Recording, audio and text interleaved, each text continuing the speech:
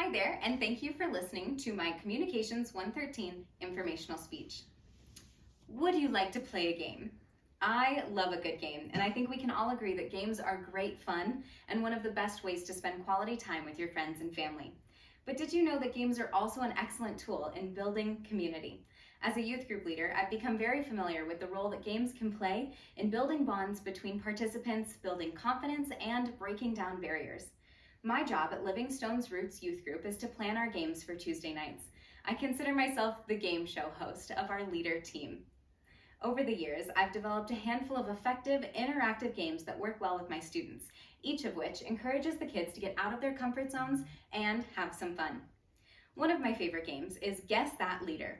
This game requires little participation, but results in a lot of laughs.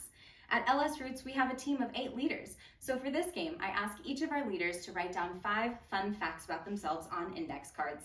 Each student has a piece of paper and a pen. And as our game show host, I read aloud each card and encourage the students to guess that leader. A little friendly competitive spirit goes a long way. So in this game, the students are competing to match the leader to the fun fact. The student with the most correct answers wins a prize at the end. This game invites participation without asking the students to leave their seats, which is the best case scenario for some of our more introverted students. No one but the leaders are put on the spot, so it allows all the students to sit back and simply enjoy the entertainment of the game. Guess That Leader is also a great tool for getting to know the leaders better. As youth group leaders, we ask these kids to put their trust in us, so the more they get to know us, the better. I would recommend using this game in any team or group that could use a bonding boost with their bosses, leaders, or any authority figures.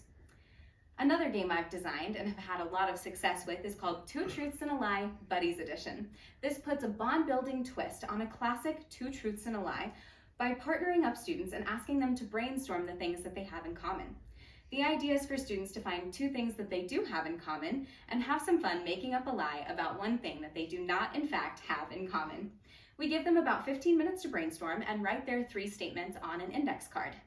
These cards will be presented in front of the group, which allows for our more extroverted students an opportunity to practice their public speaking skills. For more introverted students, we have leaders come alongside them and encourage them while they're outside of their comfort zones. In this game, students have the opportunity to compete by guessing which of the 3 statements is a lie. And like with Guess the Leader, the pair of buddies that have guessed the most lies correctly win a prize at the end. Two Truths and a Lie Buddies Edition gives students a chance to get to know people in the group they might not be friends with yet. In our group, we actually handpick our buddy pairs to challenge the kids to really make new friends. This is a great way to show the students that you can find something in common with anyone. And one of my personal favorites is called the Chairs of Chaos. We play our games in our church's sanctuary, so there's loads of chairs ready to go. For this game, I prepare about 100 different chaos cards. The cards are placed beneath every seat. Each has a chaos-creating action. Some are crazy and some are specifically designed to get the kids to talk to each other. Cards will say things like, sing happy birthday at the top of your lungs, or high five everyone in the room, or even ask 3 people what their favorite dessert is. Some cards are prize-winning cards and some cards are candy-winning cards, but my favorite cards say find a leader and answer their question. This gives us leaders a chance to have an upbeat, intentional conversation with our students. We play loud music as the students skip around, sing, and dance and ask their questions. So while everyone in the room is doing something silly, no one feels put on the spot or embarrassed by their chaos-creating actions. This game creates a high-energy environment so the students can get all their wiggles and squirreliness out before we move into our portion of worship and the word. This game is great for large groups and always leaves the students with a smile on their face. So all of these games require little preparation and allow the students to really let loose and get a break from any stress in their lives. But it also encourages them to grow closer to one another.